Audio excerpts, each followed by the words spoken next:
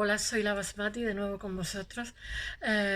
Hoy voy a hablaros de Jean Honoré Fragonard, 1732-1806. Mi gato ya está ahí en medio. He de deciros una cosa.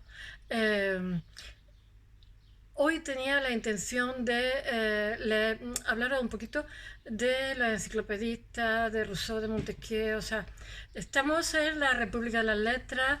Bueno, de contaros que yo no creo que tuvieran tanto que ver con la Revolución Francesa. Yo creo que sencillamente tienen que ver con un cambio de sensibilidad de una época. En fin, mirad, he leído y he leído y leído y leído tanto que necesito 24 horas para digerirlo. Voy a hablar de dos pintores y de dos obras en concreto. Y entonces he preferido, como no he parado de leer y me he sorprendido muchísimo de ver su biografía, porque he leído un montón, necesito 24 horas para rumiar la información. Mañana os hablaré de ello. Os hablaré poquito para no aburriros, ¿vale? Bueno, hoy voy a hablar de Jean Honoré Fragonard, que ya os digo que pertenece a la pintura galante, y el pobrecillo, yo no sé por qué regla de tres, o he dicho un millón de veces, que en el arte las ideas se rumian despacio. Este señor en su época no lo quisieron un poquito, era un virtuoso, un pintor excepcional, no lo quisieron. Este señor muere en el olvido, bueno, muy reconocido por Goya y por David, que es de su época, son de su época, ¿eh? Pero lo machacaron la crítica, lo machacaron después en el siglo XIX lo reconocieron, después en el XX todavía seguía olvidado y es un pintor excepcional, ahora lo veréis. Y bueno, solo deciros que espero que os guste. Os voy a dar como si dijéramos dos biografías, dos miradas sobre este señor de dos autores diferentes, pero que no lo vais a percibir apenas, ¿vale? Y después voy a hablar sobre un retrato suyo, que es una chica adolescente que está leyendo un librito, pero está traspuesta. Y entonces él capta eso en su pintura, porque todas las pinturas que tienen, que son muy sencillas, todas trascienden. Están ahí como en stand-by, están leyendo y están tan concentradas, pero eso trasciende el cuadro. Y entonces este señor es muy sutil, ya lo veréis. Y por otro lado, ya os dije ayer que la literatura, ¿cómo diría yo? La historia del arte, como todas las historias, tiene como una especie de relato, de narración, que cada generación lo cambia. Y entonces a este señor lo han dejado fuera, lo han desplazado, vete a saber por qué regla de tres. Y bueno, hasta hace poco, hasta el siglo XX, hasta finales del siglo XX, no se reconoce lo artista que era. Y bueno, espero que siga así, porque ya veis que os estoy leyendo muchísimas figuras y la mayoría de ellas no han sido reconocidas hasta hace escaso tiempo. Bueno, venga, voy a leer un poquito. Venga, pertenece a la segunda mitad del siglo XVIII. Refleja el gusto de la preferida del monarca, la Pompadour. Sobrevive la Revolución Francesa y muere la apoteosis del Imperio Napoleónico. En 1780 Fragonard cae en el olvido cuando todavía le queda muchísimos años de vida. Estudia con Boucher. Ya sabéis que Boucher también es familia de David y también fue maestro de David, porque pensar que en esta época no había tantísimos maestros. Y bueno, casi todos tienen una sensibilidad parecida. Bueno, en el caso de David es neoclásico, pero quiero decir que conviven. Eso que leemos en la historia del arte, que acaba no sé qué, empieza. No, en realidad ni acaba ni empieza, porque muchas veces una misma tendencia, una misma movimiento tiene cosas del anterior y del siguiente. Y estos autores buenos muchas veces tienen cosas de los anteriores y también se adelantan los siguientes. Por eso algunas veces es complicado que los críticos lo entiendan, que el público lo entienda, porque son demasiado buenos para que nadie lo entienda. Bueno, estudia con Bouchet y admira a Watteau y gana el Gran Premio de Italia, que ya sabéis que era para virtuosos, se tira varios años en Italia. Y Italia todavía no ha decaído tanto económicamente y entonces aprende allí de los grandes decoradores, pintores. Ya sabéis que los decoradores, Tiepolo y todo esto se les llamaba decoradores, pero en realidad es que hacían tropelo ley, o sea, escorzos. Y lo que pasa con la pintura mural es que es más barata que determinadas cosas y entonces les llamaban decoradores, pero en realidad eran pintores. Bueno, admiro muchísimo a los italianos, a Cortona, a Giordano, a Tiepolo. Y bueno, tras su vuelta a Roma en 1765 tiene un efímero éxito en París cuando es nombrado académico y expone en el Salón. A partir de este instante, bien por su carácter tímido, es muy tímido y muy introvertido. Ya sabéis que en todas las profesiones hay algunos que son descarados, en mirar Picasso lo descarado que era, o gente que sabe publicitarse a sí misma y otros que son muy introvertidos. Y eso juega en contra, pero a mí me mosquean los artistas que saben controlar su destino también, porque no puede estar en la cabeza en 20 sitios. Bueno, es muy introvertido. Y bueno, y su pintura galante lo que pasa es que deja de estar de moda, porque ya sabéis que la pintura galante forma parte de el último eslabón del rococó.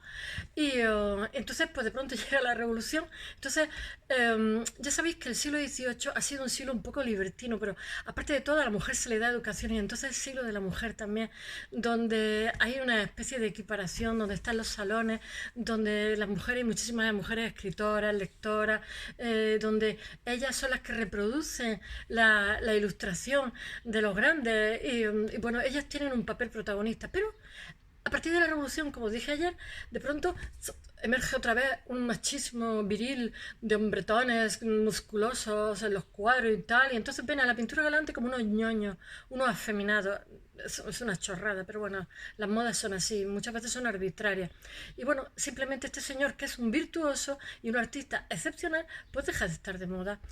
Su rastro se desvanece y aunque él no deja de trabajar nunca, pero he de deciros que los artistas de su época lo admiran, lo adoran y lo imitan. Como he dicho antes, David y Goya, muchísimo. Y los que vienen después, de la Croix, no me acuerdo, ahora lo diré porque la lista es larga, lo admiran y además lo reproducen y lo imitan. Bueno, he de deciros que hay una obra muy famosa suya que se llama El Columpio, que es una mujer que está volando por la naturaleza con un columpio. Hay un abate que le empuja, ella tiene una falda muy abullonada, lo conocéis sin saber que lo conocéis. Y entonces se le levanta la falda y entonces hay uno que está mirando y por debajo de las faldas como ella sube y baja. Entonces ella pega como un gritito y suelta un zapato. Es una preciosidad de cuadro. Yo qué sé. Hay un hombre que está recostado y ya ha dicho que la observa. Ella mueve las piernas mientras su falda se levanta y pierde un zapato. Bueno, esa es su obra más famosa, es decir, pero yo voy a leer a contaros hoy La lectora, que es una obra preciosa, que es una chica adolescente que está en una habitacioncita de su casa de perfil leyendo y está traspuesta. Es una preciosidad. Lo que pasa es que es muy sutil para la época revolucionaria, que eran unos bestias y unos machorros de cuidado. ¡Uah! La estoy yo soltando por esta boca. Bueno, La lectora la hace en 1776, está en el National Gallery en Washington esta obra. Ya sabéis que los americanos lo compran todo. Bueno, os voy a decir otras poquitas cosas porque de su biografía. Él nace 50 años después de Watteau. O sea, él pilla el final de la pintura galante, he de deciros. Está, por eso de alguna forma como que lo rechaza la crítica. Y 30 años después de Boucher. O sea, porque la pintura galante tiene como si dijéramos su cenit y su caída. Y él hace pintura galante cuando ya está un poquitín pasada de moda. Pero a su vez se adelanta a los románticos, porque hace cosas que son como de románticos. Entonces, bueno, pues Fragonard causa sensación, su inicio es un virtuoso, pero pronto cae en el olvido. En 1780 ya ha caído en el olvido, aunque le quedan muchos años de vida.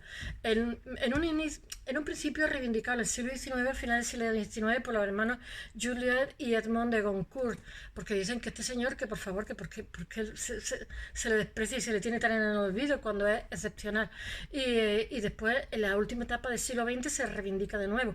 Es de deciros que la mayoría de pintores lo admiran. Pero bueno, las cosas que pasan. Bueno, él es discípulo de Boucher y pasa por el taller de Cardin, además de ser laureado con el premio Rabat, como he dicho antes, y conoce una Italia efervescente y cosmopolita.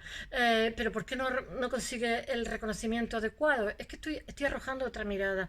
Pues quizás por un desfase crónico, además de que su arte, cuando pinta muchísimos géneros, pero sobre todo de paisajes, tiene unos paisajes preciosos. Como he dicho, la mujer esta que está en el columpio está en medio como de una especie de selva, una silva que decían los romanos.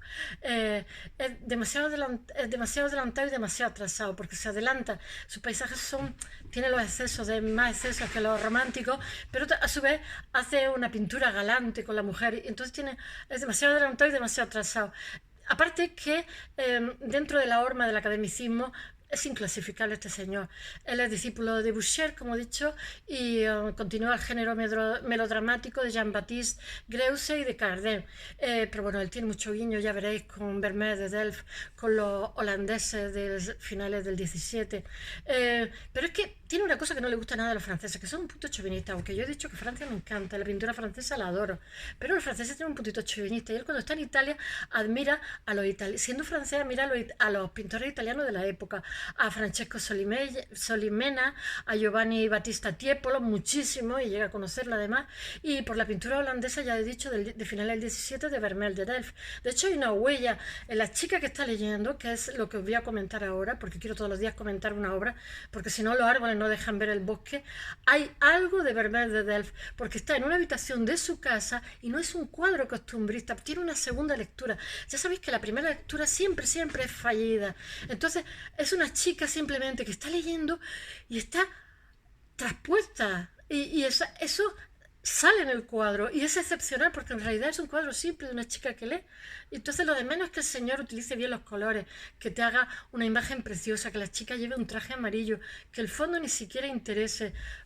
El cuadro lo ves y te quedas como impactado. En fin, luego lo pongo a ver si algún día soy capaz de meterlo en los vídeos. Soy más torpe y más borrica para esto.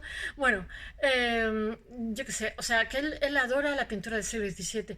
Y él también hace una cosa muy moderna, y es que mezcla el dibujo y el esbozo, que algunas veces deja cosas como a mitad de hacer, que son muy modernos, y le resulta desconcertante a la gente de su época. Él cultiva el paisaje, el retrato, la escena de costumbre y la pintura histórica. Es una persona de su época, pero él observa la intimidad, como si dijéramos por el ojo de la cerradura, no solo erótica, y entonces él hace, sino la envuelve en una fórmula como vaporesa, no le gusta lo evidente, le gusta, como ya he dicho, como esa segunda lectura. Destaca en el paisaje cuya reinterpretación siempre es muy imaginativa y se adelanta a los excesos del romanticismo. Aborda a la mujer desde una singular distancia. Ay, él no quiere destruir a la frescura de la intromisión. Él no quiere ser brutal. Por eso los revolucionarios lo detestan, porque lo ven así afeminado. O sea, qué chorrada, de verdad. Es que me da una rabia. Tiene talento para la intriga, porque tú sus cuadros como que los ves y los tienes que seguir mirando. No puedes dejar de mirarlos, aunque sean cuadros simples. Como él tiene un cuadro que es así intrigante, que se llama El Pestillo, ya imagináis. Pero también cuando muestra a la mujer volando así en el columpio, como he dicho, en medio de la naturaleza. Muy, muy imaginativo. Y ahora voy a decir unas cuantas cosas de la lectura y ya termino.